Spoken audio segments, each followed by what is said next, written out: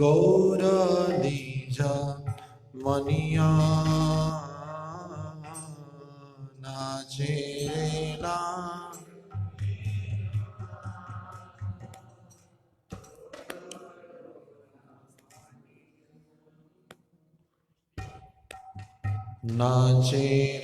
नाचे रे नीता गौर निज मनिया नाचे रे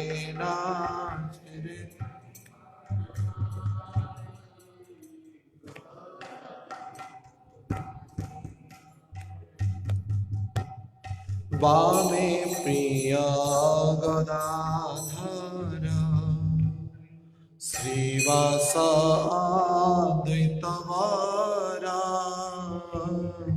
वामे प्रिय गदाधर श्रीवास द्वैतवरा पारिषद तारा गणजिया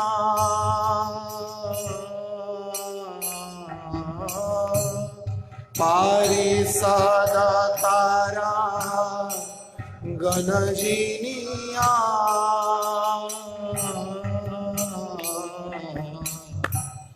नाचे रे निका गौर निज मनिया नाचे रे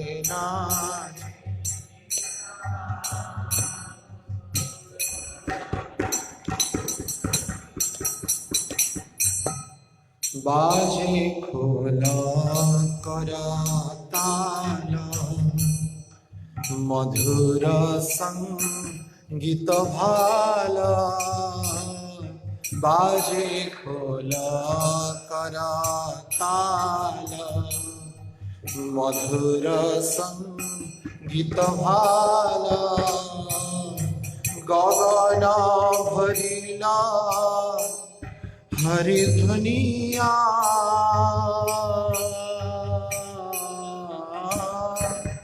गगन भरिला हरि ध्वनिया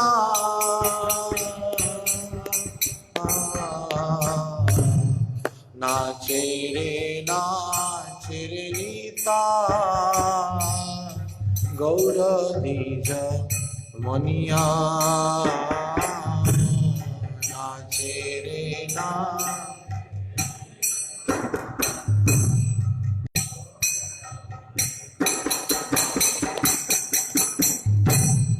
चंदन चर्चिता काय फागु बिंदु बिंदुताया चंदन चर्चिता काय फागु बिंदु बिंदुताया बनमाला दोले भालवनिया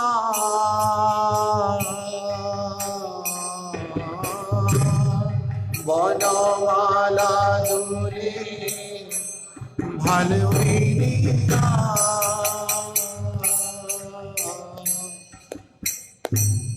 नाचे रे नीता गौर निज मनिया नाचे रे नीता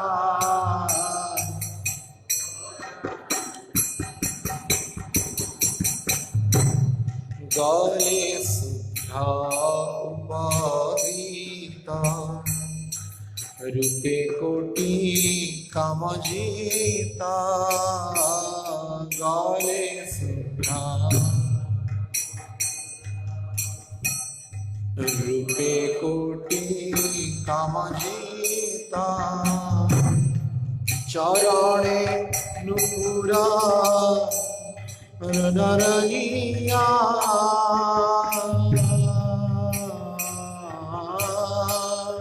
शरणे नुपुरा नरनिया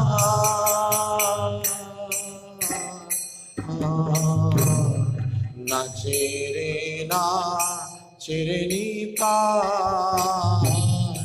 गौर द्विजमनिया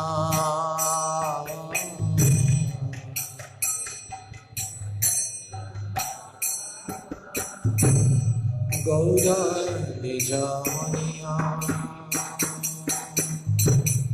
दुई भाई नाची जाए सहचर गण गाए दुई भाई नाची जाए सहचर गण गाए गदाधर अंगे पड़ी तुलिया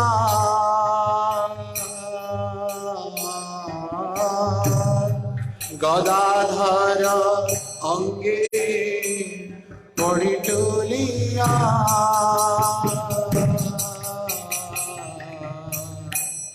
नाचे रे नीता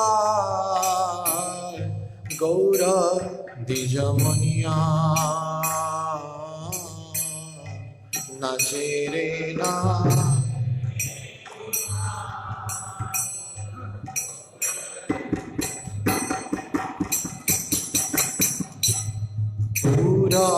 पूरवरस्य लीला एबे प्रकाशिला पूरवरस्य लीला एबे प्रकाशिला से वृंदावन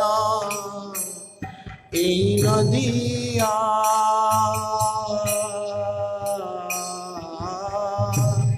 সেই বৃন্দাবন এই নদিয়া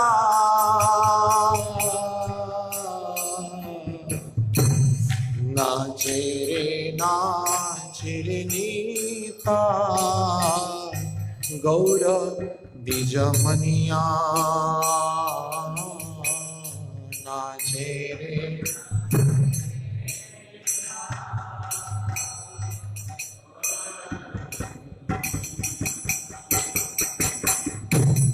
बिहारी गंगार तीरे से धीर समीरे बिहारी गंगार तीरे सेवीरा समीरे वृंदावन दास कहे जानिया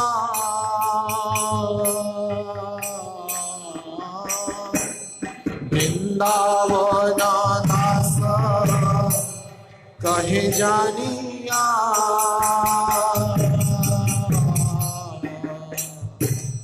नाचे रे नीता गौर द्विजमनिया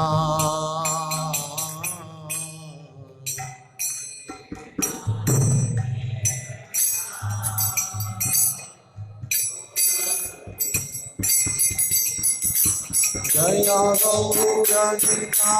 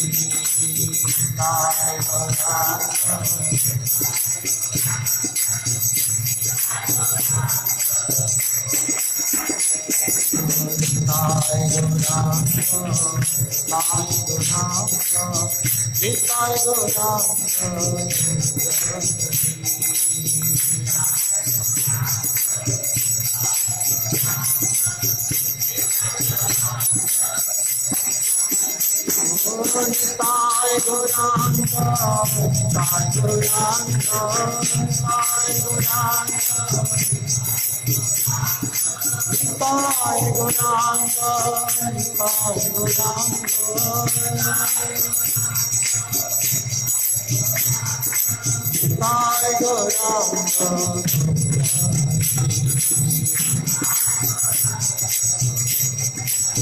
Oh, Kali Yuga Pavana Hari.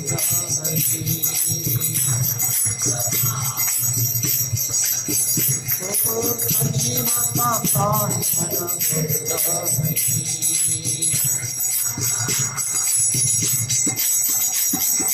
Gaura Hari, Gaura Hari, Gaura Hari Sham.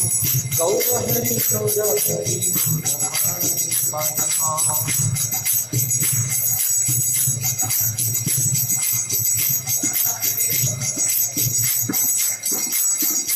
Gaura Hari, Gaura Hari, Gaura Hari Sham.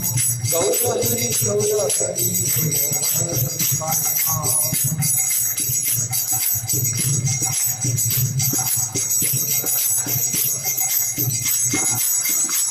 Jayanta, Jayanta, Jayanta, Jayanta.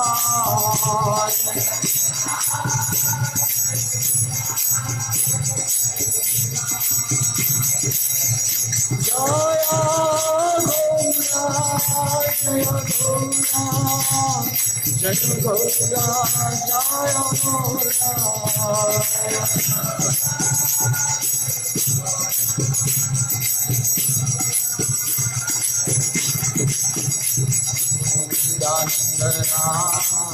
Jaya Nityananda Ram, Nityananda Ram, Nityananda Ram, Nityananda Ram.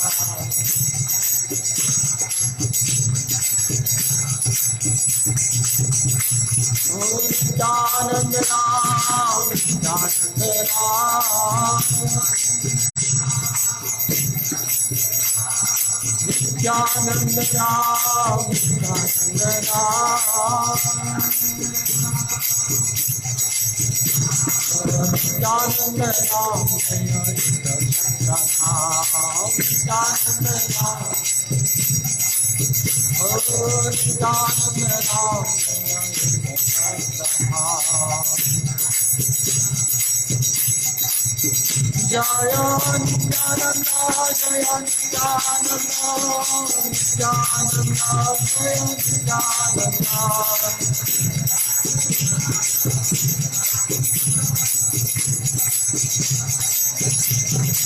Nitai Gaur Hari Bol, Hari Bol, Hari Bol, Hari Bol.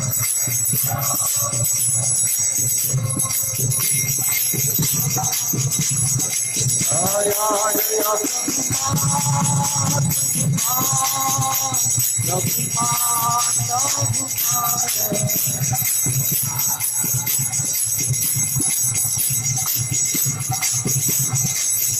Jaya Jaya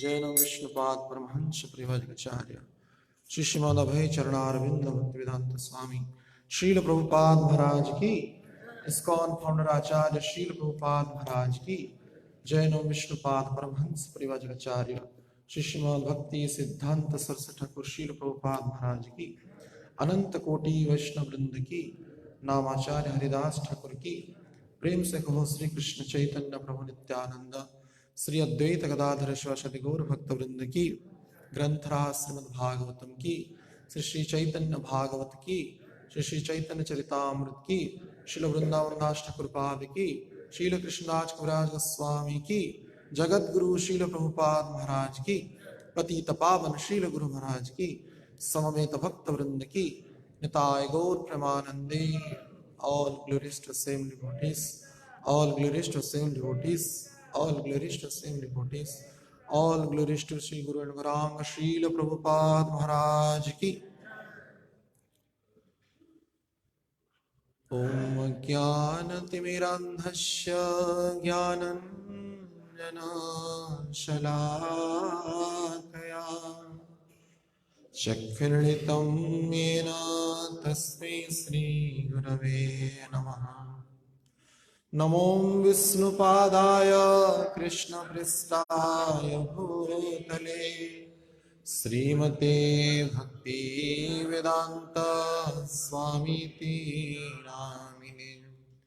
नमस्ते सारस्वती देवे गौरवाणी प्रचारिणे निर्विशेष शून्यवादी पाश्चात्य देशतारिणे। श्री चैतन्य मनोभीष्टं स्थापितं येन भूतले स्वयं रूपं कदा मह्यं ददाति स्वपदान्तिकम्। वन्देऽहं श्रीगुरु श्रीयुतापदकमलं श्रीगुरुन् वैष्णवांश्च श्रीरूपं साग्रजातं सहगना रघुनाथान्वितं तं सजीवं साद्वैतं सावधूतं परिजनसहितं कृष्ण चैतन्यदेवं श्रीराधा कृष्ण पादान् सहगना ललिता श्रीविशाखान्वितंश्च।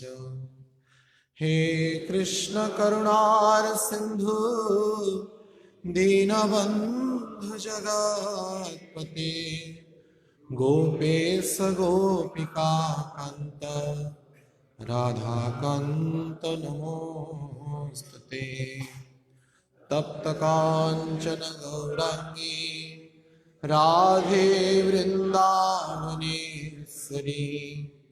वृषभानुसुते देवी प्रणमामि हरिप्रिये।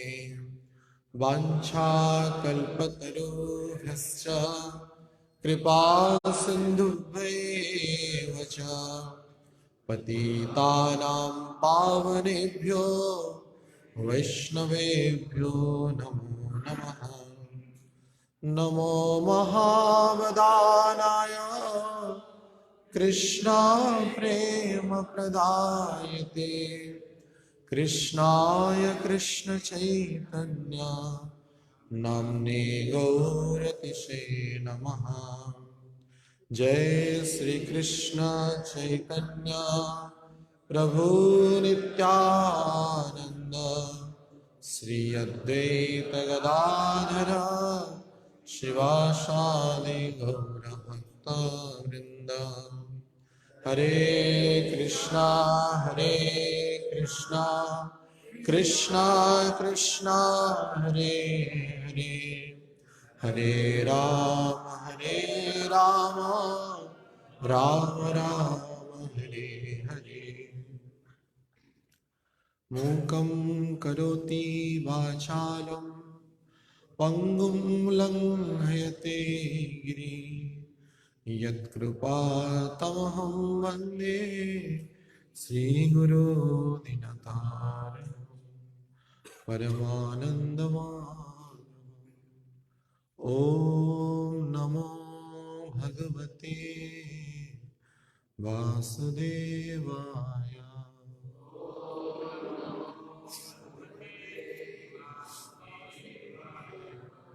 ॐ नमो भगवते वासुदेवाय।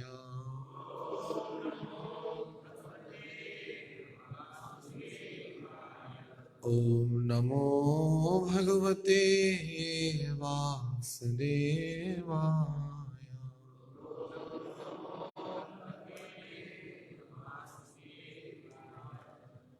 नित्यानंद नमस्तुभ्यं प्रेमानंद प्रदायिने कलौ कल्मषनाशाय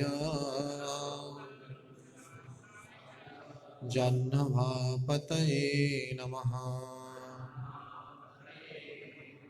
श्री नित्यानंद प्रभु की प्रेम दाता श्री नित्यानंद प्रभु की। हरे कृष्ण।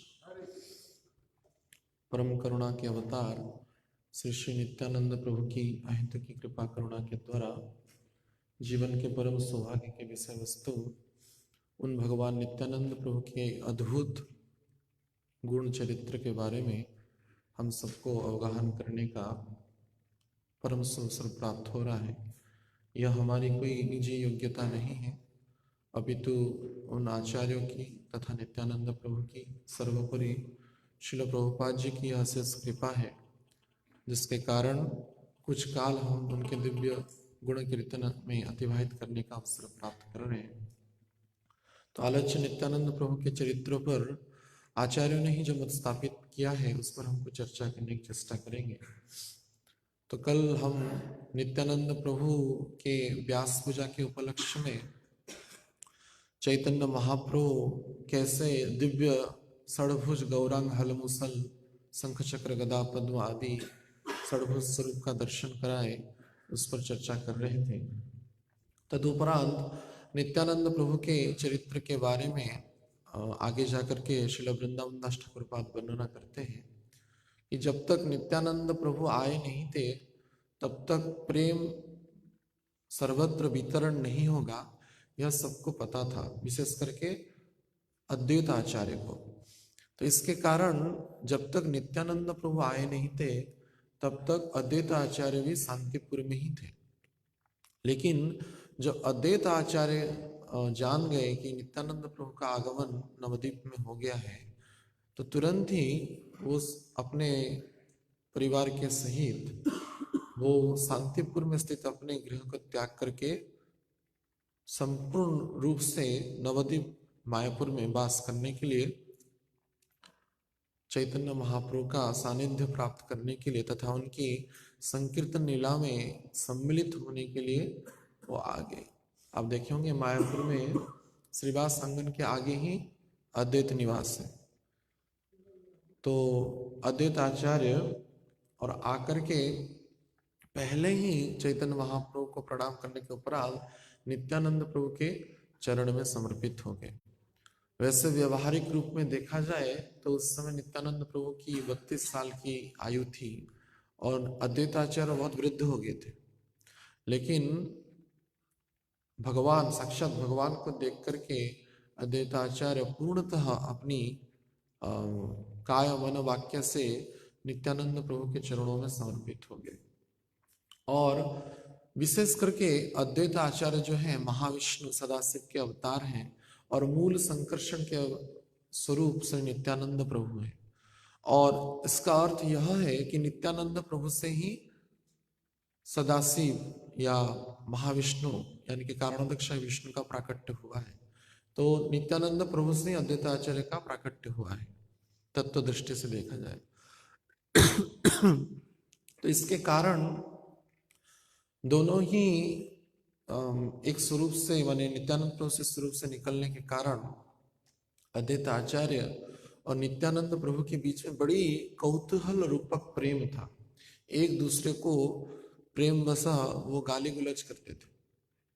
नित्यानंद प्रभु अद्वैत आचार्य को गाली करते थे और अद्वैत आचार्य भी नित्यानंद प्रभु को गाली करते। ये प्रेम रूपक कलह है।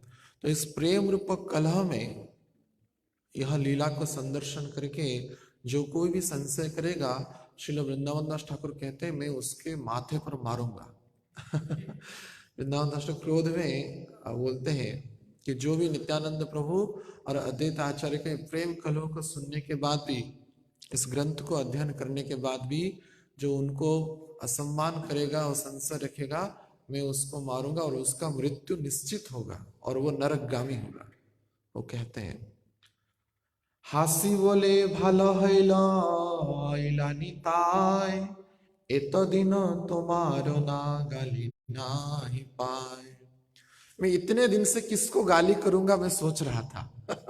अद्वैत आचार्य कह रहे हैं मैं इतने दिन से किसको गाली करूंगा मैं सोच रहा था, लेकिन तुम जब आ गए मेरी समस्त हृदय की शांति प्राप्ति हुई और मैं तुमको भरपेट गाली करूंगा। अभी अद्वैत आचार्य कह रहे हैं, हंसी बोले हंस हंस करके कह रहे हैं कि हे निताई मैं तुमको अभी भरपेट गाली करूंगा।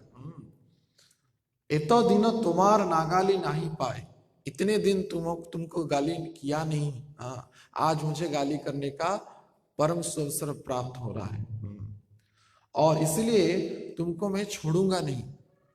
तुम बहुत ही चतुर हो और कब किस समय में भाग जाओगे। हाँ तुम तो शेष नाग हो और नाग बड़ी द्रुत गति से भाग जाता है। हाँ, और तुम तो शेष नागों के नाग शेष नाग हो, इसलिए मैं तुमको बांध दूंगा अभी।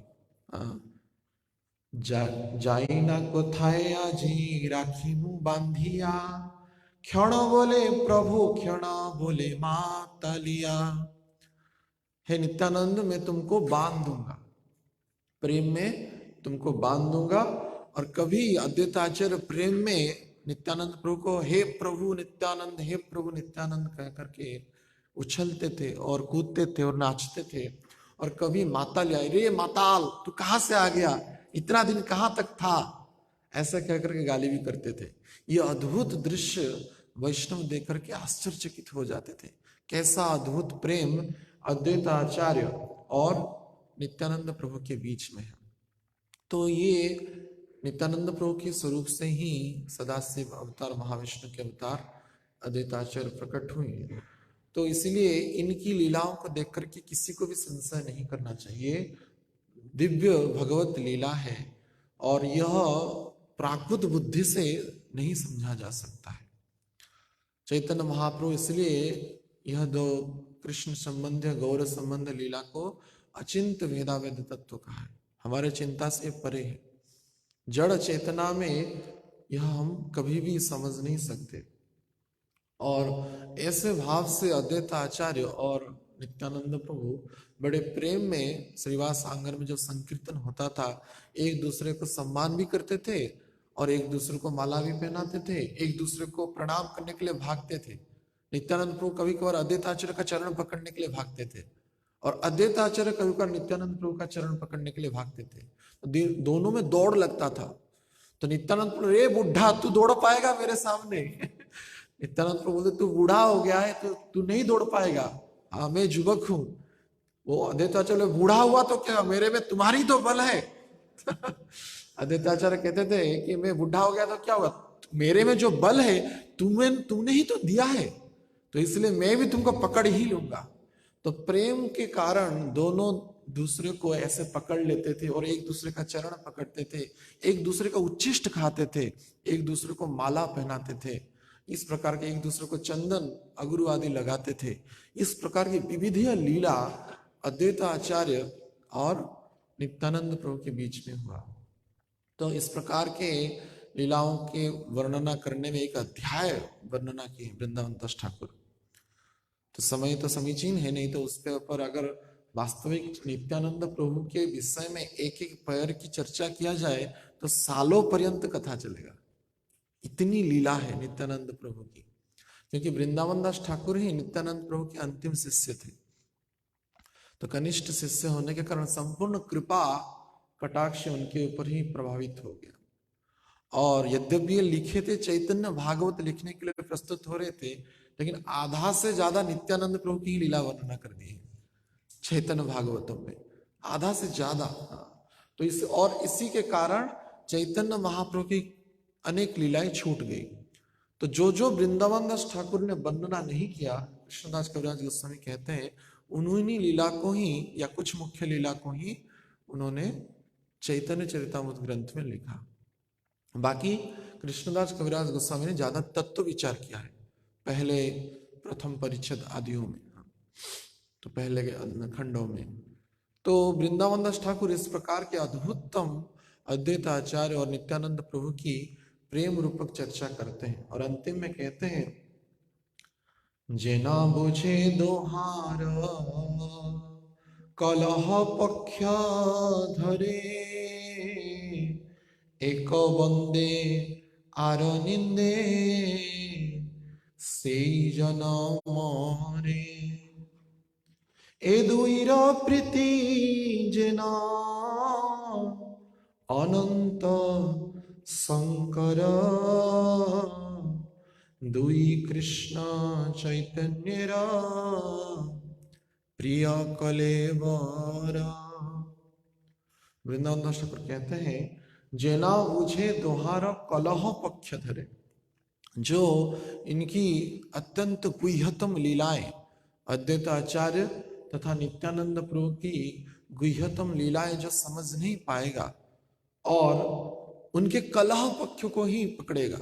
दोनों जो कलह करते थे, तो दोनों जो कलह करते, एक बार हम प्रचार में गए थे तो एक कोई ऐसे कर्मी व्यक्ति बोले कि आप कृष्ण की लीलाओं के बारे में चर्चा करते हैं, लेकिन मुझे लगता है, वो बोले मुझे लगता है कि कृष्ण का चरित्र ठीक नहीं। अच्छा, तुम्हें लगता है? वो उसको लगता है कि कृष्ण का चरित्र ठीक। बोले किस लिए लगता है? ना कृष्ण ने माखन चोरी किया, तब तक तो ठीक है, लेकिन उस कृष्ण ने वस्त्र भी चोरी किए, वस्त्र हरण की, तो इससे पता चलता है कृष्ण का चरित्र ठीक नहीं। तो बोले कि ये सब कहाँ पे आप सुना? मैं पूछा कि आप ये सब सुने कहाँ? ना हम सुने भागवतम में। तो भागवतम में ये भी तो वर्णन है, कृष्ण ने जैसे चीर हरण किया, चीर का दान भी तो किया। वस्त्र अगर हरण भी किए तो वस्त्र का दान भी तो किए। नहीं नहीं, उस लीला को हम नहीं मानते। अच्छा, तुम्हारा जो प्रिय है, तुम्हारी जो पसंद है उसी को मानोगे, और जो नहीं प्रिय है तुम नहीं मानोगे। यानी तुम्हारे पक्ष के अनुसार कृष्ण को विवेचना तुम करोगे। तुम हो कौन कृष्ण को विवेचना करने वाले? हाँ, मूढ़यंती, ये सब मूढ़ लोग कैसे कृष्ण को जान पाएंगे? अवजानंति मां मूढ़ा मानुषे तनुमाश्रितम। मूढ़ लोग हैं, श्रील प्रभुपाद जी कहते, दो जो रस्कल्स हैं, मूढ़ हैं, वो कभी भी कृष्ण को नहीं समझ पाएंगे। तो इस प्रकार की भगवान की आधा लीलाओं को स्वीकार करना और आधी लीला जो उन्हीं भागवतम में ही वर्णना है उसको न स्वीकार करना, ये पूर्णतः मूढ़ता है, ये मूर्खता है। बाकी चीर हरण लीला, चाहे माखन चोरी की लीला है, इसकी मार्मिक दिव्य अर्थ है, उसको जड़ चेतना में, भौतिक चेतना में कभी भी नहीं समझा जा सकता। तो ऐसा ही नित्यानंद प्रभु अद्वैत आचार्य के जो बीच में जो प्रेम की लीला है उसको स्वीकारते नहीं, और जो कलह की लीला है, जो लड़ते थे झगड़ते थे, उसको अगर कोई स्वीकारेगा तो बोलते एको बंदे आरा निंदे सही जन्म मोरे। वो निश्चित रूप से नरक जाता है और उसकी भयंकर मृत्यु होती है। और इन दोनों का जो प्रीति है किस प्रकार का है? जैसे अनंत भगवान और शंकर भगवान, शंकर यानी कि सदाशिव, और अनंत से नाग अनंत यानी कि बलराम जी या नित्यानंद जी। तो दोनों का प्रीति जिस प्रकार से है, ऐसे ही नित्यानंद प्रभु और अद्वैत आचार्य की प्रीति है। और ये दोनों ही कृष्ण चैतन्य महाप्रभु के कलेवर, यानी कि उनके ही शरीर है, उनसे ही प्रकारांतर में वही उनसे ही प्रकट हुए हैं। तो इस प्रकार की अद्वैत आचार्य और नित्यानंद प्रभु की अद्भुत प्रेम तथा कलह लीला भी वर्णनीय है, और वैष्णव लोग उसको देख करके परम हर्षित होते थे और परमानंद को प्राप्ति करते थे। तदुपरांत वर्णना है कैसे नित्यानंद प्रभु श्रीवास ठाकुर के आंगन में रहते थे। तो नित्य जो श्रीवास के आंगन में नित्यानंद प्रभु बाल्य भाव से रहते थे, बाल भाव से। तो वास्तविक प्रेम कौन दे सकता है? जो आनंद को प्राप्त किया हो। और ये कैसे आनंद? इनका नाम ही नित्यानंद है, नित्य ही जो आनंद में रहते हैं, इसी के कारण ही वो प्रेम दे सकते हैं। जो खुद आनंद में नहीं है, जिसका मुख मुरझा गया है, वो किसी को क्या आनंद देगा? वो किसी को क्या प्रेम देगा? वो तो खुद ही दुखी है। लेकिन नित्यानंद कभी भी दुखी दिखाई दिए ऐसा कोई भी चैतन्य लीला में नहीं वर्णना है। केवल कृष्ण प्रेम में ही वो रोते थे, वो भी एक परमानंद की स्थिति थी। तो ये नित्यानंद, नित्य आनंद में रहने वाला कोई व्यक्ति ही प्रेम रूपक दान कर सकता है, इसलिए नित्यानंद ही प्रेम दान किए। तो वैसे नित्यानंद विशेष करके श्रीवास के घर में पूर्णतः बाल भाव में रहते थे। नित्यानंद रहिले न श्रीवासेर घरे निरंतर बाल्य भाव आर नाही स्फुरे। निरंतर बाल्य भाव आर नहीं स्फुरे। उनको श्रीवास आंगन में श्रीवास जी पंडित जी को वो पिता के स्वरूप में देखते थे, और मालिनी देवी जो श्रीवास जी की पत्नी थी उनको वो माता के स्वरूप में देखते थे। और ऐसा नहीं कि वो प्रतीत होता था व्यवहारिक स्थिति में कि वो 32 साल के युवक हैं, लेकिन जब मालिनी देवी को देखते थे तो नित्यानंद वो छोटे 5 साल के बालक हो जाते थे। देखने मात्र से ही उनकी वात्सल्य भाव जब प्रकट हो जाता था तो नित्यानंद वो 5 साल के बालक जैसा हो जाते थे। तो इस प्रकार के नित्य बाल्य भाव में रहते थे। इसके कारण बालक वस्त्र पहने या वस्त्र ना पहने कोई फर्क नहीं पड़ता है, यानी अभी भी हम देखते हैं वृंदावन में जब राधा रमन जी को गर्मी में देखेंगे उनको एक कौपिन में श्रृंगार करते हैं, सिर्फ एक कौपिन पहने रहते हैं। बालक नग्न रहे या वस्त्र पहने कोई फर्क नहीं पड़ता। तो वैसे ही नित्यानंद प्रभु बाल्य भाव में कभी कभी नग्न भी हो जाते थे। तो ये अवधूत शिरोमणि अवधूत लीला उनकी है, तो साधारण भाव से यह कभी बोधगम्य नहीं हो सकता है। तो लेकिन चैतन्य महाप्रभु एक दिन श्रीवास ठाकुर को परीक्षा करने के लिए विचार की। तो चैतन्य महाप्रभु श्रीवास के घर में आए और बोले कि तुम ये अवधूत को घर में क्यों रख रहे हो? इसकी कोई जाति की ठिकाना नहीं है, इसका कोई गुरु का भी ठिकाना नहीं है, ये कब नग्न होता है, कब वस्त्र पहनता है, कब किसको गाली गलौज करता है। हाँ, और नित्यानंद प्रभु को देखने के लिए जब चैतन्य महाप्रभु आए तो देखे कि श्रीवास आंगन में पूरा जो भात यानी कि चावल है वो बिखरा हुआ है। नित्यानंद प्रभु कभी कभार जब चावल देते थे खाने के लिए मालिनी देवी तो उसको फेंक देते थे, नहीं चाहिए मुझे, मैं नहीं खाऊंगा, जैसे बालक कहते हैं ना, तो वैसे ही भाव में वो चावल बिखरा रहता था। तो इस अवधूत को घर में क्यों रख रहे हो? ये तो पागल है, ये कब कुछ करेगा कुछ ठिकाना नहीं है, जाति धर्म तुम्हारा सब नष्ट कर देगा। तो श्रीवास ठाकुर को परीक्षा करने के लिए चैतन्य महाप्रभु ऐसा कह रहे थे, क्योंकि नित्यानंद तत्व यानी कि आदि गुरु तत्व है, यानी कि श्रीवास ठाकुर को गुरु के चरणों में, गुरु तत्व के चरणों में कैसा पूर्ण विश्वास है या नहीं। पंडितेर परीक्षे प्रभु विश्वम्बर এই অবধূত কেন রাখ নিরন্তর। पंडितेरे परीक्षे प्रभु विश्वम्बर, विश्वम्बर यानी कि चैतन्य महाप्रभु श्रीवास पंडित को परीक्षा करने के लिए एक दिन बोले এই अवधूत केन राखो निरंतर, निरंतर इस अवधूत को क्यों रख रहे हो, ये तो पागल है, कब कुछ कर लेगा।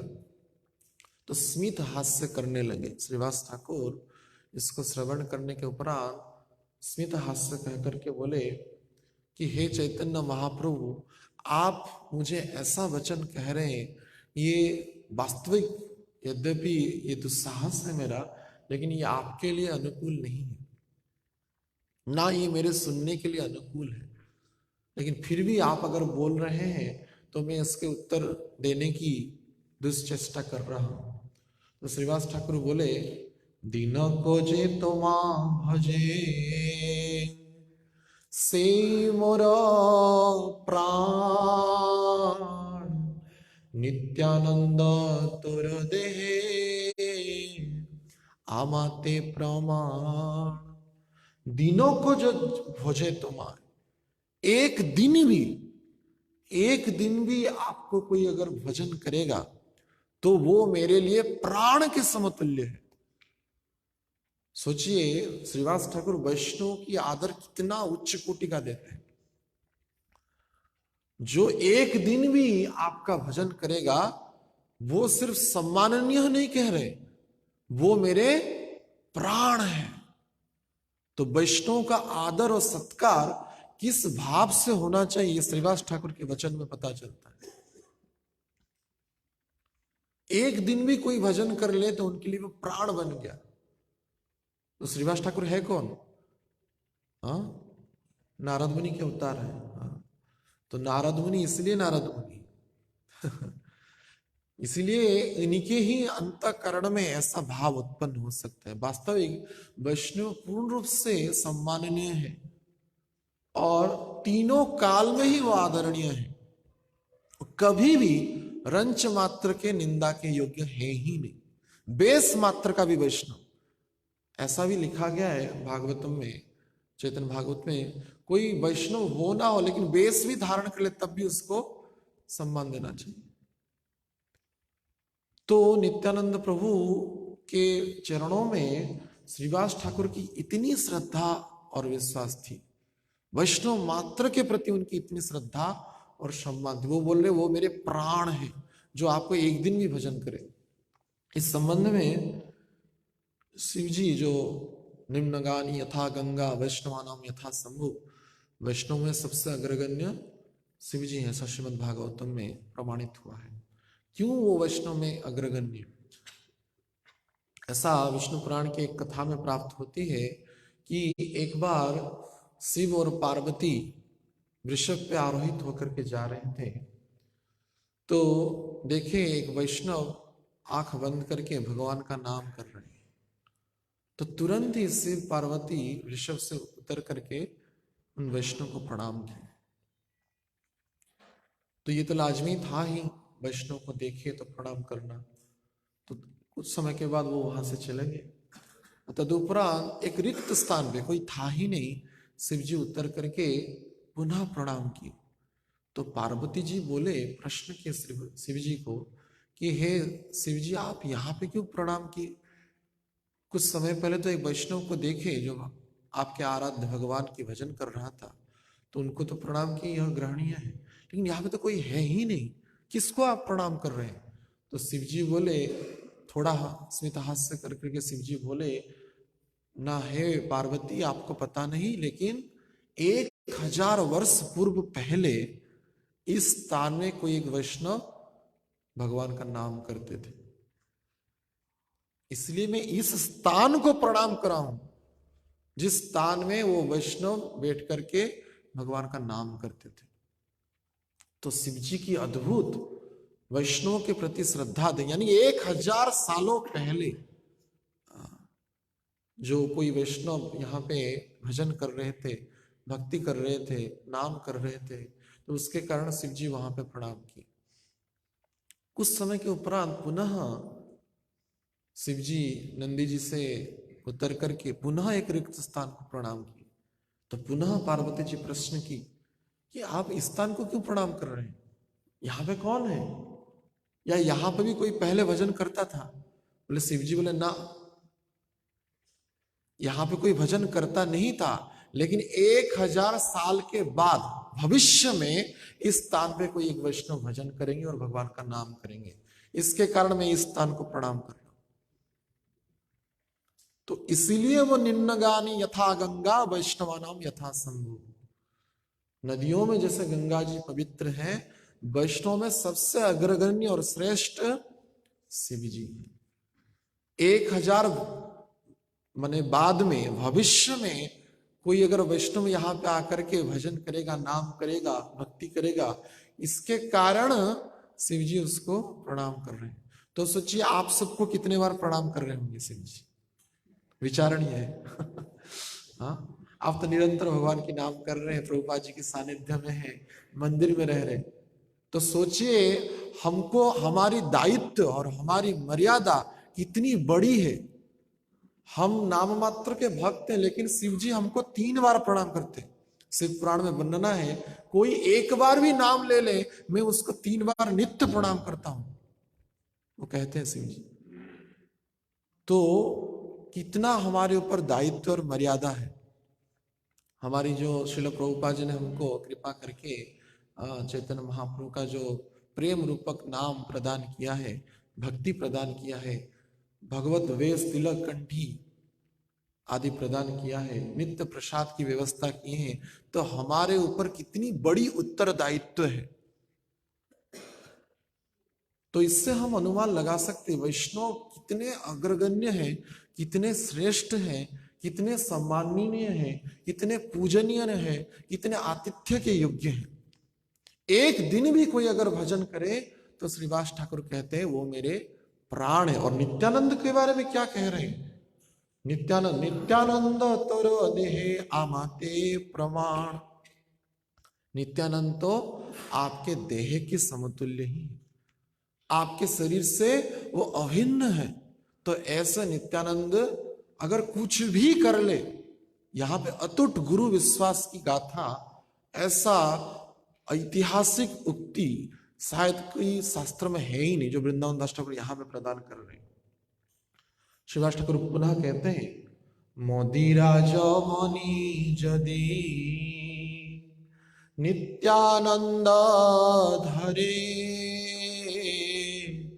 जाति प्राण धन जदि मोर नाश करे, तथापि आमार चित्ते नाही कन्यथा, सत्य सत्य तुम्हारे कहिलु यही कथा। श्रीवास ठाकुर कह रहे हैं, आप क्या बात कह रहे हैं? नित्यानंद प्रभु यवनियों के सहित भी संग करे, यानी कि वेश्याओं के सहित भी नित्यानंद प्रभु भ्रमण करे, नित्यानंद प्रभु अगर मदिरा का भी सेवन करे, तब भी वो अगर इतने के बाद भी जाति प्राण धनो मोरो नाश करे, मेरा जात कुल गोत्र को नाश कर ले, मेरी धन को हानि कर ले, उड़ा दे, और मेरी प्राण भी ले ले, तब भी मेरे लिए वो जन्मों जन्म के प्रभु होंगे। तो नित्यानंद प्रभु के प्रति, गुरु तत्व के प्रति कितना अटूट विश्वास श्रीवास ठाकुर जी का है। तो इसीलिए कभी कभार हम देखते हैं वैष्णव इतिहास में, कभी कभार इस प्रकार का एक्सेप्शनल केस होता है, क्योंकि जड़ मंद बुद्धि होने के कारण कभी कभार जो अनुयायी हैं वो गुरु को छोड़ करके, या शिष्य जो है गुरु को छोड़ करके चले जाते हैं, कुछ भौतिक बुद्धि से विचार कर लेते हैं, अपनी कम मस्तिष्क से विचार करके उनके अंदर दोष निकालते हैं। ये होता है जब बारंबार कनिष्ठ भक्त से हम अपराध करते हैं, मध्यम भक्त, उसके बाद उत्तम अधिकारियों से भी हम अपराध करते हैं। तो ये जो प्रक्रिया है धीरे धीरे बढ़ता जाता है, कनिष्ठ से लेकर के मध्यम से उत्तम तक, उसके बाद भगवान को भी निंदा करते हैं, जैसे कि हम कल चर्चा कर रहे थे। लेकिन किसी भी नामर्थ वृद्धि करियात, शास्त्र कहता है गुरु को मर्त्य वृद्धि से देखना नहीं है। कई बार जब निकट में रहने लगते हैं, ज्यादा परिचित हो जाता है, तब धीरे धीरे मर्त्य बुद्धि आते हैं। हम भी प्रसाद खा रहे हैं, गुरु भी प्रसाद खा रहे हैं, हम भी चल रहे हैं वही का, हम भी 16 माला करते हैं, वो भी 16 माला करते हैं, और ज्यादा कुछ श्लोक रट लिए बोलते हैं और क्लास में क्या है, ऐसा भी बोलते हैं कभी कभार मंद बुद्धि के कारण। लेकिन गुरु को, आचार्य को, उच्च कोटि के भक्तों को, वरिष्ठ भक्तों को कभी भी मर्त्य बुद्धि में नहीं देखना चाहिए। वैष्णव मात्र को ही मर्त्य बुद्धि में देखना नहीं चाहिए। अगर ऐसा विचार होता तो कभी भी सुखदेव गोस्वामी से परीक्षित महाराज कथा ना सुनते। 12 साल का एक बालक सचराचर ब्रह्मांड के जो राजा थे उनको कथा कह रहे, और उस कथा में बैठने वाले उनके स्वयं पिता थे, वृद्ध व्यासदेव बैठे थे, उनके पिता पराशर भी बैठे थे, उनके भी जो सभी के गुरु नारद मुनि बैठे थे, और क्या कहे स्वयं भगवान परशुराम भी बैठे थे, स्वयं भगवान भी बैठे थे उस कथा में।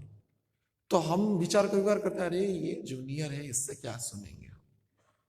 कभी बार मंदिर में कभी बार ऐसे प्रकार का प्रसंग उड़ जाता है, अभी अभी नया नया लड़का है, कुछ सीखा है, तो देख बोल रहा है क्या उसके सुने, अरे वो तो बोल रहा है भगवान की कथा ना, कोई तो ग्राम्य कथा नहीं कहेगा ना व्यासासन में बैठ करके। तो हृदय मलिन जब होता है तो इस प्रकार का विचार आता है, कम बड़ा छोटा बड़ा, इस प्रकार का विचार आता है।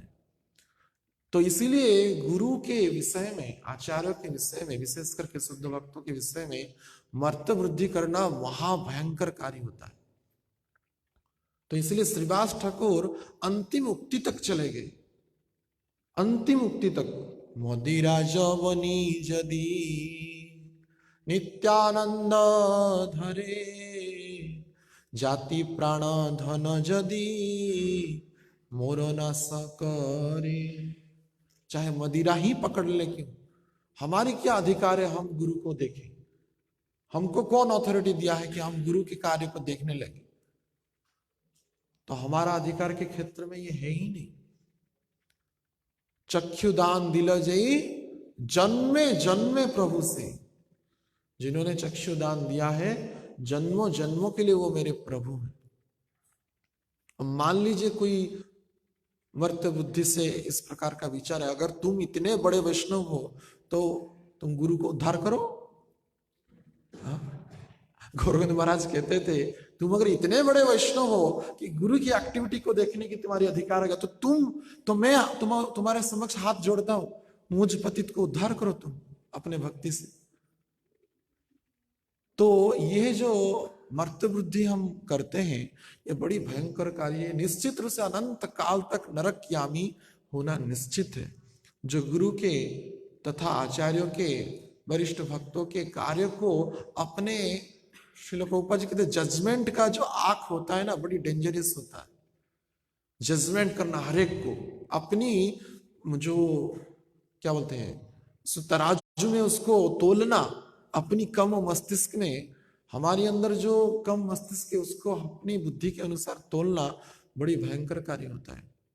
तो इसलिए साधु सावधान, वैष्णव को सावधान होना चाहिए। तो सीरियसली अगर हम भजन के क्रिया में संलग्न नहीं होंगे, इतने कृपालु नित्यानंद प्रभु के तत्व को, गुरु तत्व को नहीं समझ पाएंगे। तो इसलिए कह रहे तथापि अमार चित्ते नाही को अन्यथा, सत्य सत्य, मैं सत्य सत्य 2 बार कह रहा हूं कि तुम्हारे कोयलू यही कथा। तो नित्यानंद प्रभु के विषय में अद्भुत विश्वास, और विश्वास नहीं होगा तो कुछ होगा नहीं। लेकिन कली काल में क्या होता है, विश्वास ही नहीं होता है लोगों को, यही समस्या है। भक्ति करने में एक बाधा है स्ट्रॉन्ग डिटर्मिनेशन है नहीं, जो दृढ़ता नहीं है भक्ति में, और एक है विश्वास ही नहीं। विश्वास नैव जायते, प्रसाद के पूर्व बोलते हैं ना, विश्वास नैव जायते। कलिकाल में शरीर अविद्या जले, अविद्या का जाल है, और उसके ऊपर जड़ेंद्रियता है काल, इंद्रिय उसके ऊपर भी काल है। तो इसके कारण इस पर विश्वास नहीं होता, भगवत तत्व पर विश्वास नहीं होता है। लेकिन विश्वास मिलय कृष्ण तर्क के बहुत दूर है कृष्ण। अगर ऐसे देखा जाए, तर्क अगर किया जाए तो कृष्ण कभी नहीं मिले। कोई शास्त्र के उक्ति से तर्क करता रहेगा तो कुछ होगा नहीं। शास्त्र में नचिकेता के बारे में वर्णना है। नचिकेता अपने शक्ति से, धीशक्ति से वो यमपुरी भी चले गए थे अपनी मृत्यु को टालने के लिए। बाद में अनेक प्रश्न किए यमराज जी को, ये क्या है, वो क्या है, वो क्या है, ऐसे समय बीतता जा रहा था। तो 12 महाजन में अन्यतम श्री यमराज है। तो यमराज नचिकेता को कहते हैं, इतना प्रश्न करने की क्या आवश्यकता है, इतनी तत्व तर्क करने की क्या आवश्यकता है?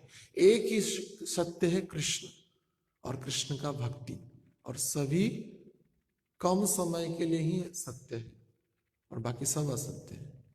तो ये सब जानने की आवश्यकता है। और वास्तविक कृष्ण ही परम पुरुष भगवान है, और कृष्ण का भजन ही एकमात्र हमारा लक्ष्य है, और उनका चरण ही हमारा एकमात्र आश्रय। इसके कारण ही इतनी सब शास्त्र लिखा गया, एक बात को समझाने के लिए, और कुछ नहीं।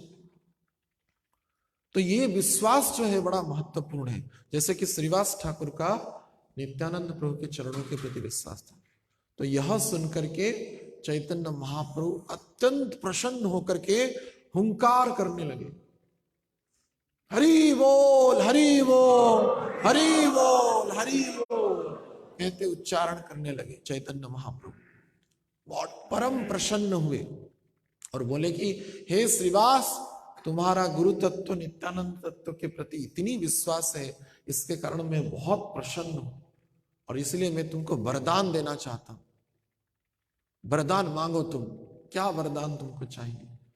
तो नित्यानंद प्रभु के समक्ष श्रीवास ठाकुर बोलते मुझे क्या वरदान चाहिए?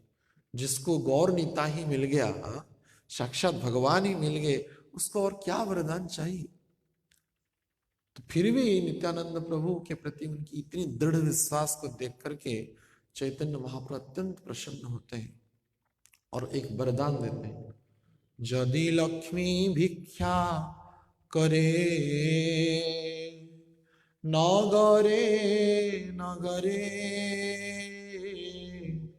तथापि दरिद्र तोर नाही बेक घरे। बिड़ाल कुकुर आदि तुमार बाड़ीर सभार आमाते भक्ति होइबे स्थिर। चैतन्य महाप्रभु कहते हैं यदि लक्ष्मी भिक्षा करे नगरे नगरे, यदि हो सकता है किसी कारण से भविष्य में या वर्तमान में भी लक्ष्मी नगर नगर में भ्रमण करके भिक्षा मांगे। लक्ष्मी को कभी धन की कमी नहीं होगा, वो धन की अधिष्ठात्री देवी है, लेकिन फिर भी कालांतर में अगर ऐसा हो जाए किसी कारणवश, यह हो सकता है, लेकिन तथापि दरिद्र तोर नाही बेक घरे, फिर भी तुम्हारे घर में कभी दरिद्रता आएगी नहीं। ना सिर्फ भौतिक दरिद्रता अपितु आध्यात्मिक दरिद्रता भी आएगी नहीं। ना धन धान्य का कमी होगा, ना कृष्ण प्रेम रूपक परम धन का भी कमी होगा।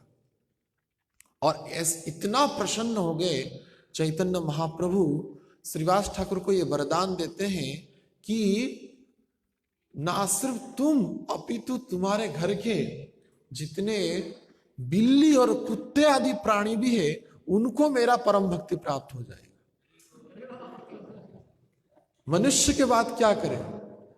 बिड़ाल कुकुर आदि तुम्हारा बाड़ीर, बिड़ाल यानी कि बिल्ली, कुकुर यानी कि कुत्ता, आदि आदि यानी कि जितने भी प्राणी, आदि कहने से मच्छर मक्खी तक भी जाता है।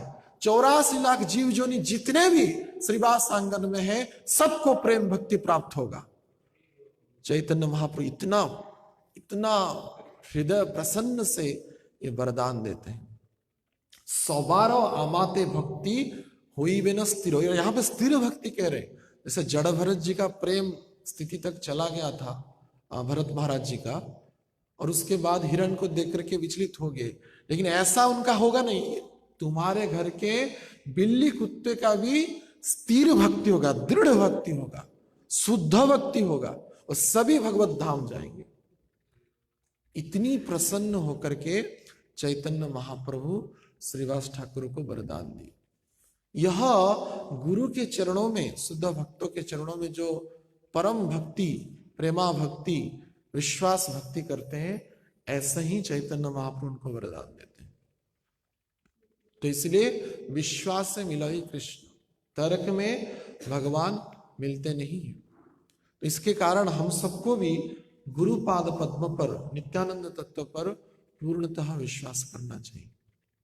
एक बार जिनके चरण में मस्तक झुका है, पुनः उठ के देखेगा या नहीं, हो नहीं सकता। हमारा मन उनके चरण रूपी कमल में ही नित्य स्थापित होगा। ऐसा ही दृढ़ संकल्प होकर के भक्ति जीवन में हमको अग्रसर होना है। जहां पे विश्वास नहीं है वो भक्ति नाम मात्र का ही है, तो वो भक्ति कार्य सिद्धि नहीं करती है। तो इस प्रसंग से श्रीवास ठाकुर के यह नित्यानंद प्रभु के चरणों के प्रति श्रद्धा के प्रसंग में पता चलता है, जिसके गुरु के चरणों में, आचार्यों के चरणों में पूर्ण शुद्ध भक्ति हो, विश्वास हो, निश्चित रूप से उसकी क्या बात करें, उसके संपर्क में आने वाले जितने भी मनुष्य हैं, भक्त हैं, अपितु पशु पक्षी भी हैं। यहाँ पे कह रहे कुत्ते बिल्ली भी क्यों ना, आदि यानी कि 84 लाख जीव जने जो भी ऐसे विश्वासी भक्तों के संपर्क में आता है, उनका कल्याण सुनिश्चित है। और उनको दृढ़ भक्ति, स्थायी भक्ति, शुद्ध भक्ति होती। यही एकमात्र रहस्य भक्ति जीवन में। विश्वास, विश्वास, विश्वास क्या है? अवश्य राखिबे कृष्ण, कृष्ण मुझे अवश्य रक्षा करेंगे। श्रद्धा शब्द कहे सुदृढ़ विश्वास। श्रद्धा का अर्थ है कि विश्वास होना। तो विश्वास नहीं होगा तो ये भक्ति निष्फला सिद्ध होती है। लेकिन कलिकाल में विश्वास की ही कमी है। नारद मुनि कहते हैं विश्वास नैव जायते। तो इसलिए विश्वास के सहित भक्ति में हमको अग्रसर होना है। देखिए भौतिक जीवन में हम कईयों को विश्वास कर लेते हैं न देखते हुए भी। कोई स्लीपर का एक टिकट काट ले 800 रुपए का, तो वो विचार करता है मैं दिल्ली पहुंच जाऊंगा। हाँ, लेकिन वो ड्राइवर को देखा नहीं दारू पी के चला रहा है, क्या कर रहा है, कहीं इधर पटरी से थोड़ा इधर ले जाए तो काम तमाम। उसकी क्वालिफिकेशन को उस समय हम चेक नहीं करते, क्रॉस वेरीफाई नहीं करते हैं। करते हैं जब फ्लाइट में जाते हैं तो पायलट को हम देख भी नहीं पाते, क्या कर रहा पता नहीं, क्या कर ले, सो जाए तो गया काम, सब मर जाए। हाँ, हम तो विश्वास करें 2 घंटा में हम चुटकी में पहुंच जाएंगे दिल्ली या जहां पे भी। लेकिन इस कई चीजों पर हम विश्वास करते हैं। जब खाना खाने के लिए जाते हैं तो खाना में जहर मिला होगा, क्या पता कोई जहर मिला लिया होगा। कई होटल में लोग जाकर खाते हैं, चेक करते हैं, कभी कभी मरते भी है जहर मिलता भी है। तो इतनी सारे चीज पर हम विश्वास के सहित चलते हैं, लेकिन एक ही चीज ना मिला कि विश्वास न करने का, भगवान और गुरु। तो प्रचार में जाए तो लोग सबको विश्वास करते हैं, कृष्ण को विश्वास नहीं करते। कितनी बड़ी मूर्खता है। तो पूर्ण रूप से शास्त्रों में आचार्यों के द्वारा, सबके द्वारा प्रमाणित है, फिर भी अविश्वास कर, विश्वास नहीं वजायते, फिर भी विश्वास नहीं। ये कलयुग की सबसे बड़ी कमी है, भगवत तत्व पर और भगवत भक्त तत्व पर अविश्वास करना। बाकी इस भौतिक वस्तु में सबकी विश्वास है, सबकी विश्वास है, लेकिन ये विश्वास ही महत्वपूर्ण है, जो कि श्रीवास ठाकुर नित्यानंद प्रभु के यह लीला में प्रमाणित होता है। तो इसी प्रकार श्रीवास के घर में नित्यानंद प्रभु अत्यंत बाल्य भाव में रहते थे। कभी हंसते थे, कभी रोते थे, कभी नग्न हो जाते थे। हाँ, अनेक बार आकर के चैतन्य महाप्रभु खुद उनको वस्त्र पहनाते थे, नग्न हो जाते थे। हाँ, और चैतन्य महाप्रभु कह रहे ये गृहस्थ का घर है, तुम ऐसा क्यों कर रहे हो चैतन्य महाप्रभु वृंदावन शास्त्र वर्णना करते गृहस्थ का घर है, ऐसा लीला क्यों करे। अरे गृहस्थ क्या, ये तो मेरी माँ है। नित्यानंद प्रभु बोलते थे ये मेरी माँ है, मालिनी देवी मेरी माँ है और श्रीवास मेरे पिता है। तो तब ऐसा कहते हुए नाचते थे। और तुम मेरे प्रभु, इतना ही मैं जानता हूं, निमाई पंडित आमार प्रभु, आमी और किसी ना जाने मैं निमाई पंडित ही मेरे प्रभु है और मैं कुछ जानता नहीं। और श्रीवास और मालिनी देवी मेरे पिता माता है और जगत में क्या चल रहा है मुझे कुछ पता नहीं। तो नित्यानंद प्रभु ऐसे अवधूत लीला करते थे। तो इस प्रकार से सची माता के एक स्वप्न के बारे में वर्णना है, बड़ी रोचककारी कथा है। एक दिन क्या हुआ, सची माता स्वप्न में देखे कि उनके जो घर के जो ठाकुर हैं, कृष्ण बलराम के विग्रह, वो छोटे छोटे 5 साल के बालक के स्वरूप में गृह से प्रकट हुए। और इधर नित्यानंद प्रभु और चैतन्य महाप्रभु छोटे छोटे 5 साल के बालक के स्वरूप में वो भी उस ठाकुर गृह यानी कि ठाकुरबाड़ी जो भगवान के जो गृह है उसके अंदर प्रवेश किए। और उस गृह से भगवान के अल्टर से कुछ आवाज आने लगी, बर्तन सब गिरने की, लड़ाई झगड़े करने की आवाज आई। तो कुछ समय बाद सची माता देखती हैं कि ठाकुर जी के घर से 4 बालक प्रकट हुए और चारों में 2-2 एक जैसा दिख रहे हैं। यानी कि कृष्ण जैसे दिख रहे हैं, देखने में कृष्ण जैसे दिख रहे हैं, चैतन्य महाप्रभु वैसे दिख रहे हैं और नग्न अवस्था में।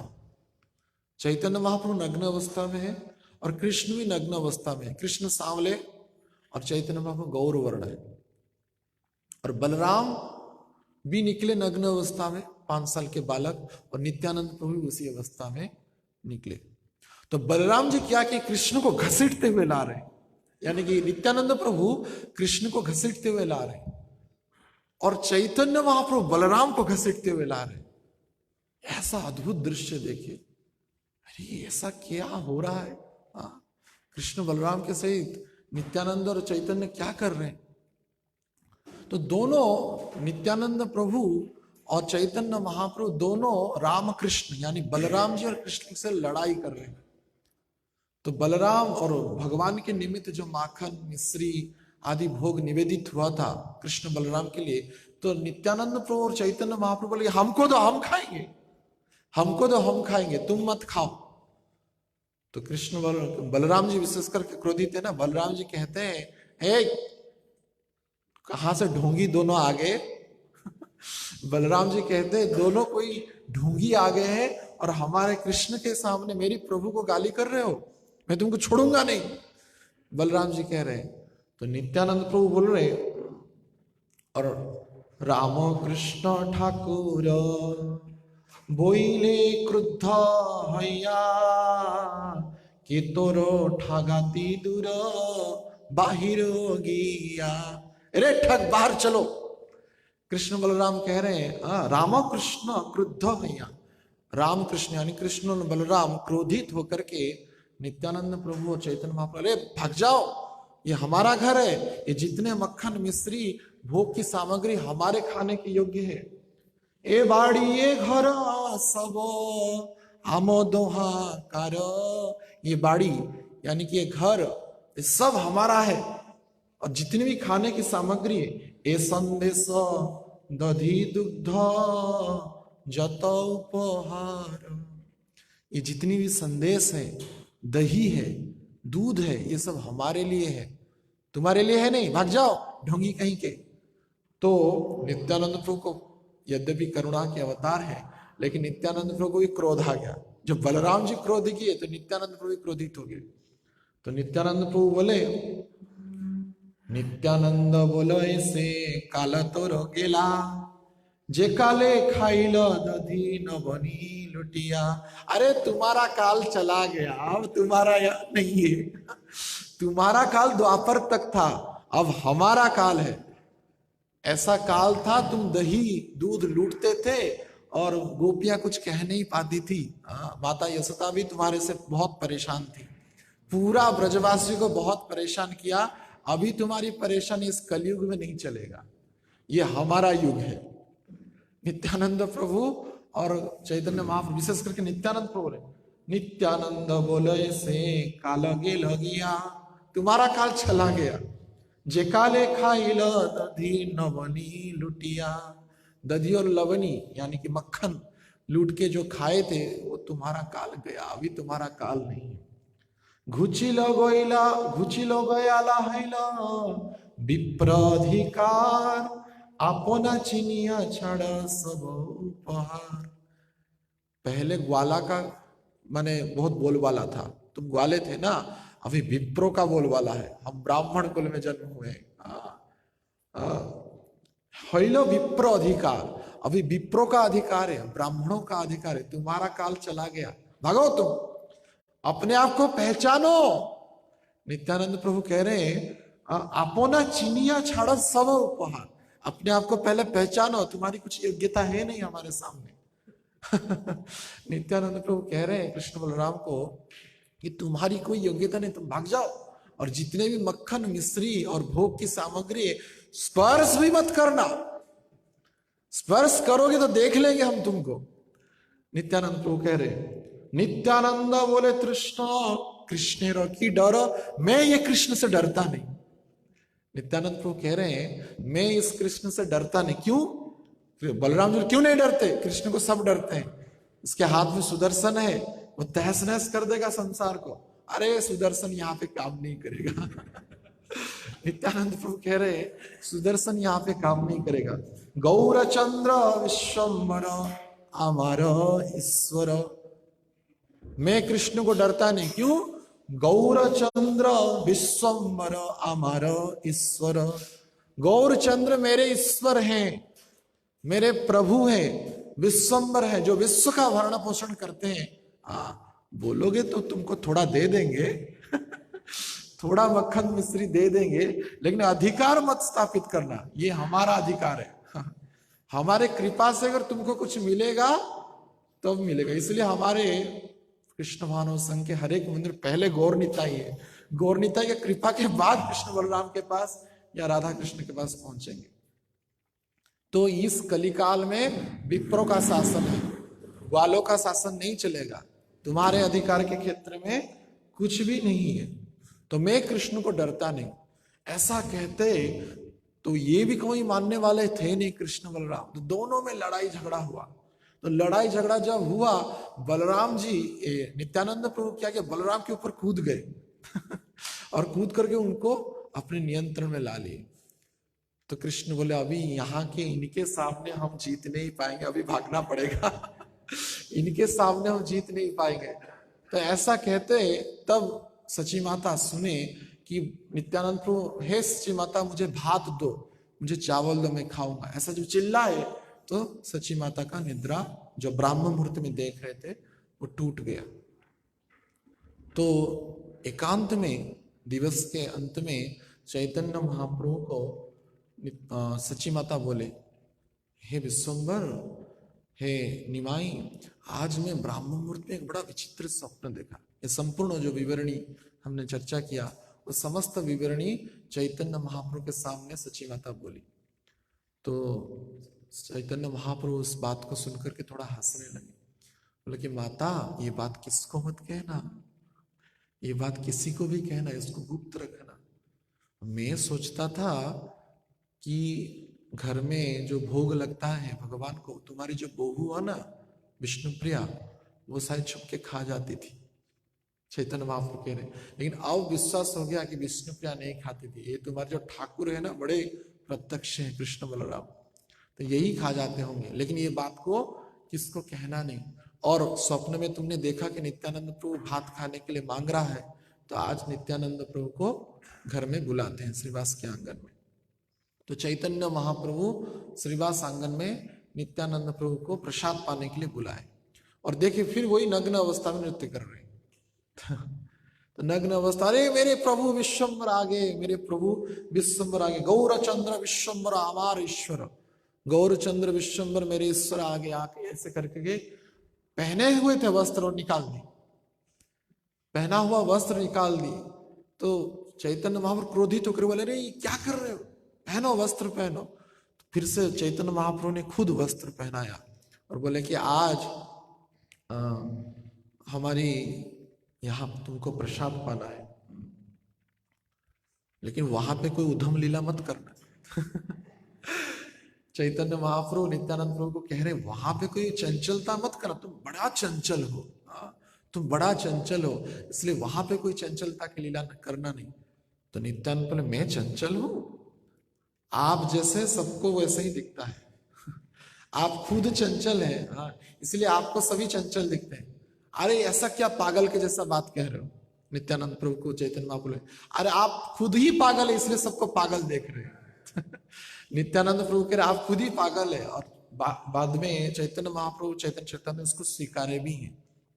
जब प्रकाशानंद सरस्वती जब काशी में उनको प्रश्न की, इस प्रकार के सन्यासी होकर के आप ऐसा कैसा कर रहे हैं, ये तो सन्यासी का धर्म नहीं, कब नाचते हैं, कभी हंसते हैं, कभी गिड़गिड़ाते हैं, कभी नृत्य करके झपाट मार के गिरते हैं, ये तो अनुकूल नहीं एक सन्यासी के लिए। तो बोले मैं क्या करूं, मैं तो मूर्ख हूं, इसके कारण मेरे गुरु मोरे मूर्ख जानिया, गुरु ने मुझे मूर्ख विचार करके एक मंत्र दे दिया, पता नहीं उस मंत्र को लेते ही कब नाचता हूं कभी हंसता हूं पता नहीं चलता है। किबा मंत्र दिल से किबा तार बल, जपिते जपिते मंत्र करिल पागल। पता नहीं मेरे गुरु ने क्या मंत्र दिया और पता नहीं उसको जप करते में पागल हो जाता। हरे कृष्णा कृष्णा कृष्णा हरे हरे, हरे राम राम राम हरे हरे। जपीते मंत्र करी लो पागल। मैं तो पागल हो जाता हूं, और ना सिर्फ ये पागल होते हैं, सबको पागल कराते हैं। कभी कभार चैतन्य महाप्रभु बोलते, पता नहीं मैं पागल हो गया, मेरी वृद्ध माता को छोड़ के आ गया, वो अकेली थी, पति से विहीन थी। एक बार जगदानंद पंडित को ऐसा बोले, चैतन्य चैतन्य वर्णना है, मैं पागल हो गया, पता नहीं है सन्यास में क्या रखा है। लेकिन क्या करे, मंत्र का प्रभाव ही है। कभी कभी भक्तों को भी पूछते हैं कई लोग, अरे तुम्हारे पिता माता तुमको खिलाए पिलाए बड़े किए, पढ़ाई लिखाई किए, सब किए, सब छोड़ के आ गए। तो ये कृष्ण प्रेम की ऐसी मादकता है, कृष्ण भक्ति की, कृष्ण नाम की ऐसी प्रभाव है। राधा रानी भ्रमर गीत में कहती है, आप में एक दोष है। क्या दोष? ना कि आपकी जो कथा श्रवण करता है वो सब कुछ छोड़ देता है, सब कुछ छोड़ देता है। तदनुचरित लीला कर्ण पीयूष तब अनुचरित लीला, और जिसके कान में पड़ता है स्वपद गृह कुटुंब, गृह कुटुंब सबको छोड़ देता है और आपके पीछे भागता है। और भिक्षुचर्या चरंती, उसको जीविका निर्वाह के लिए कुछ मिले नहीं तब भी भिक्षा करके जीता है, लेकिन गृह कुटुंब को छोड़ देता है। ये आपकी कथा की ऐसी मादकता है, ऐसी आकर्षण है। तो भगवान की भक्ति में ऐसी पागल हो जाते हैं। जैसे कि चैतन्य महाप्रभु को नित्यानंद प्रभु बोल रहे हैं, बोलेंगे तुम खुद पागल हो इसलिए मुझको भी पागल जैसा देखते हो।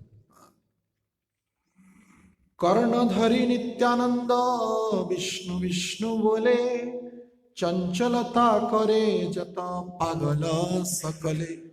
चंचलता सब पागल करते हो और तुम सबसे बड़ा पागल हो। नित्यानंद प्रभु कह रहे हैं कि तुम ही सबसे बड़ा पागल हो। ए बुझिए मोर तुमी बासह चंचल, आपनार मत तुमी देख सकल। तुम्हारे मत से ही तुम सकल यानी कि सबको देख रहे हो। आपनार मत तुमी देखो सकल, आपकी जैसी मत है, आप खुद पागल है इसलिए सबको पागल देखते हैं। ऐसा कहते हुए नित्यानंद प्रभु और चैतन्य महाप्रभु के बीच में प्रेम कलह हुआ। बाद में नित्यानंद प्रभु से तो हारना ही था चैतन्य महाप्रभु को। बोले ठीक है श्रीपाद, चलो वही प्रसाद पाने के लिए। तो दोनों ही बड़ी आदर सत्कार से नित्यानंद प्रभु को चैतन्य महाप्रभु जगन्नाथ मिश्र के घर में सची माता और विष्णुप्रिया सभी स्वागत किए।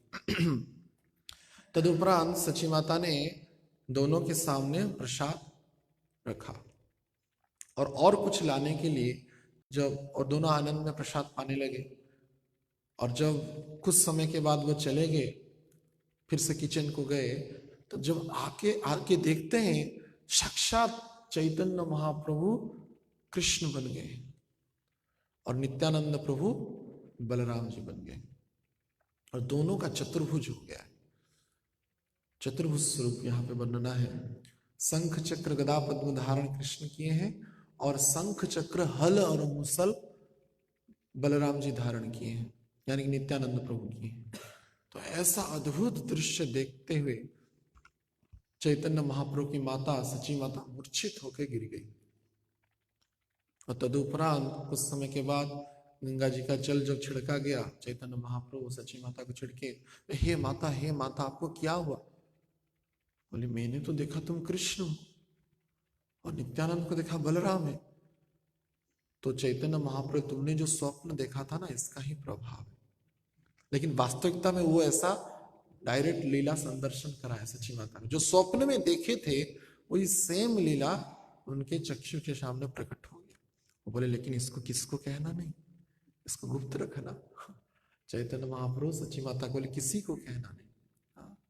तो इस प्रकार से चैतन्य महाप्रभु तथा नित्यानंद प्रभु के बीच में भी अनेक बाल्य लीला, माने बाल भाव में, सखा भाव में, दास्य भाव में, प्रभु और भक्त के बीच में जो संबंध है उसी भाव में, अनेक भावों के अनुसार नित्यानंद प्रभु लीला करते थे चैतन्य महाप्रभु के समय।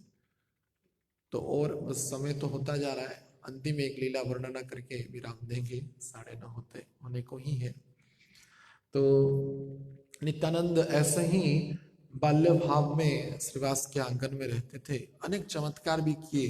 एक बार क्या हुआ ना, मालिनी देवी दोपहर में अकेले बैठी थी, तो घी जो था वो जम गया था ठंडे के कारण।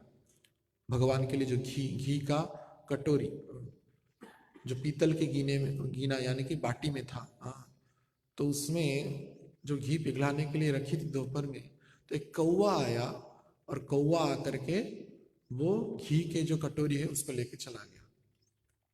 और श्रीवास ठाकुर भगवान के सेवा में बड़े स्ट्रिक्ट थे। सब जब भी आते थे बाहर से गंगा जी का जल लेकर के आते थे, तो देखते थे सब ठीक है या नहीं भगवान की सब चीज। तो मालिनी देवी तुरंत रोने लगी, क्रंदन करने लगी। और जब उनकी क्रंदन को देख करके नित्यानंद प्रभु प्रश्न किए, हे माता आप क्यों क्रंदन कर रहे हैं?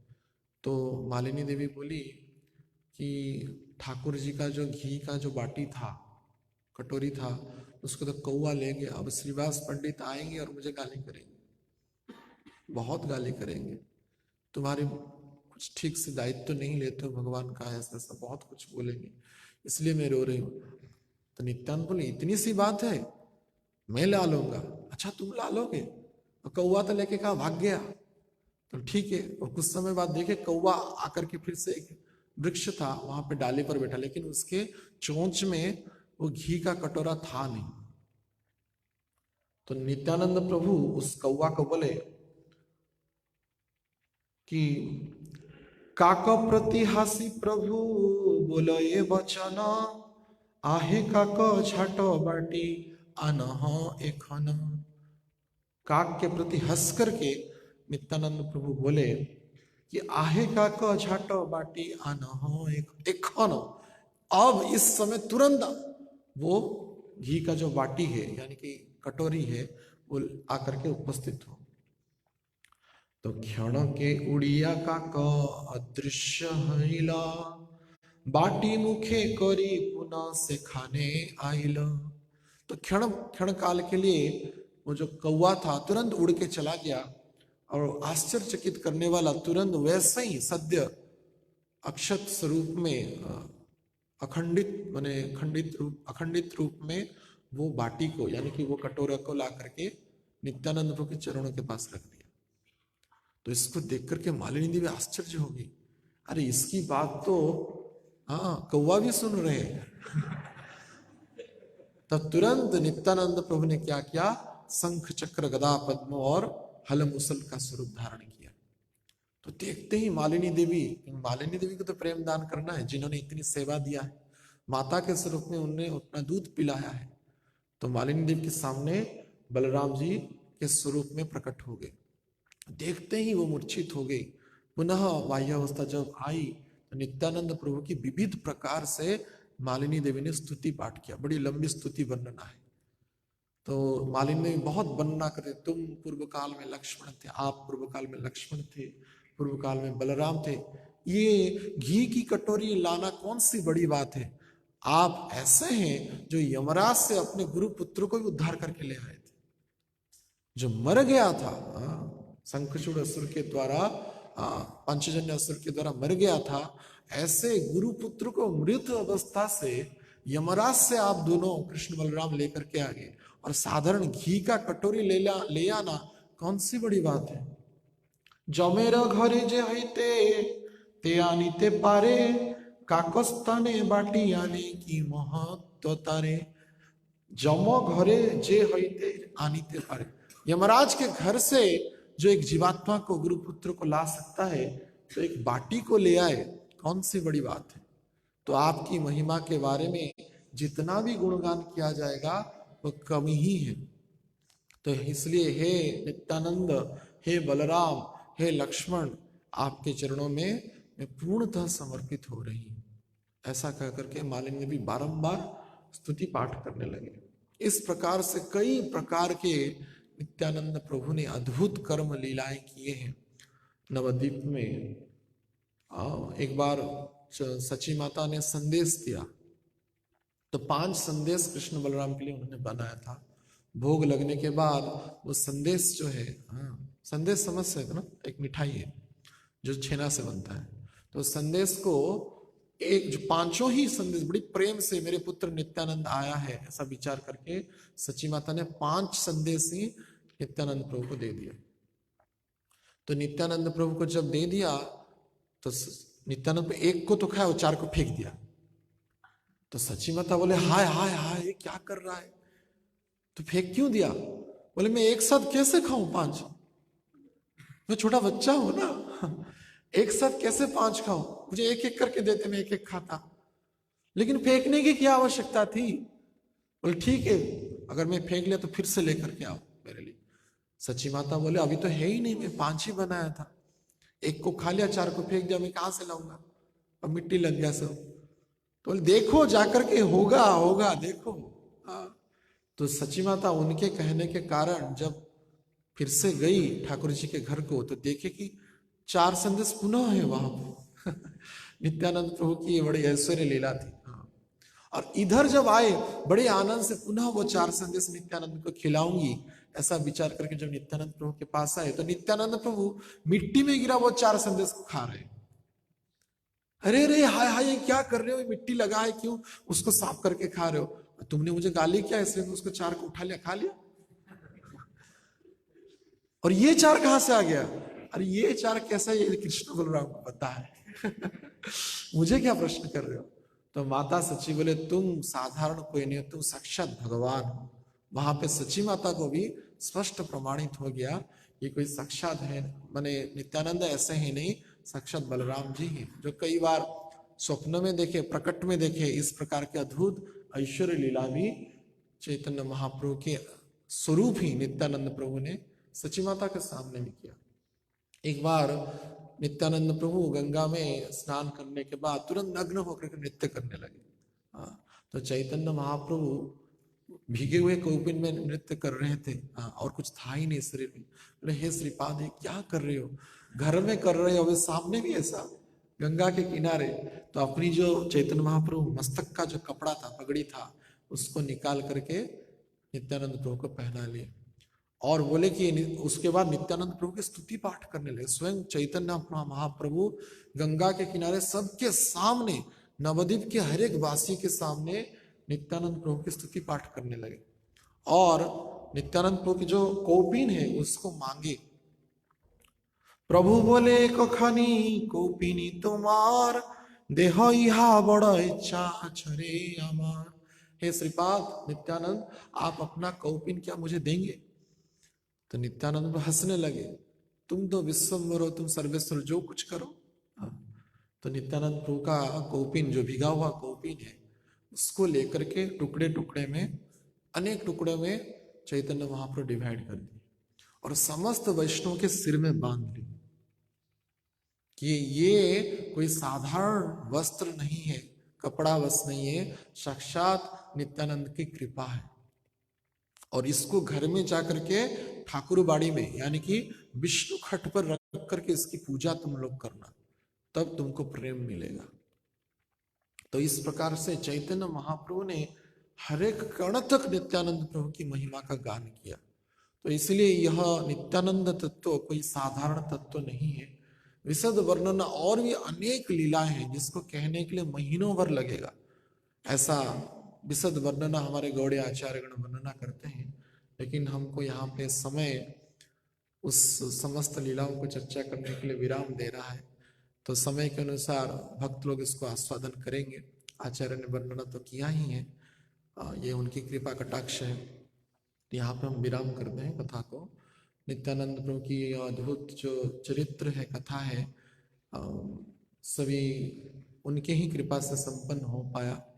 और विशेष करके श्रीपाद देवकीनंदन दास प्रभु जी, श्रीपाद शंकर निताय प्रभु जी, श्रीपाद प्रेम हरिनाम प्रभु, श्रीपाद कुर्म अवतार प्रभु, सबके सहयोग और आदेश के अनुसार तथा कहने का बाहुल्य मात्र, लेकिन आप सबके पूर्ण सहयोग के कारण यह संभव पर हो पाया। तो अंतिम में आज हम आप सबके चरणों में प्रणाम करके यह निवेदन कर रहे हैं कि हमारा भी नित्यानंद प्रभु के चरणों में, गौर निताई के चरणों में, श्रील प्रभुपाद जी के चरणों में रति मति भक्ति स्थापित हो, ऐसा आप सभी आशीर्वाद करें, और जिसके कारण हमारा यह मानव जीवन, मेरा मानव जीवन सफल हो सके। हरे कृष्णा कृष्णा कृष्णा हरे हरे, हरे राम राम राम हरे हरे। परम करुणा के अवतार श्री नित्यानंद प्रभु की, प्रेम दाता श्री नित्यानंद प्रभु की, जगत गुरु शील प्रभुपाद महाराज की, पतित पावन शील गुरु महाराज की, समवेत भक्त वृंद की, ताय गौर प्रेमानंदे। हरे कृष्ण। हरे कृष्ण। श्रीमद् भागवत में वर्णन आता है,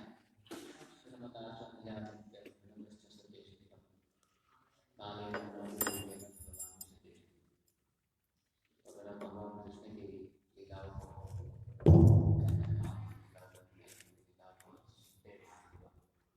प्रयत्न करते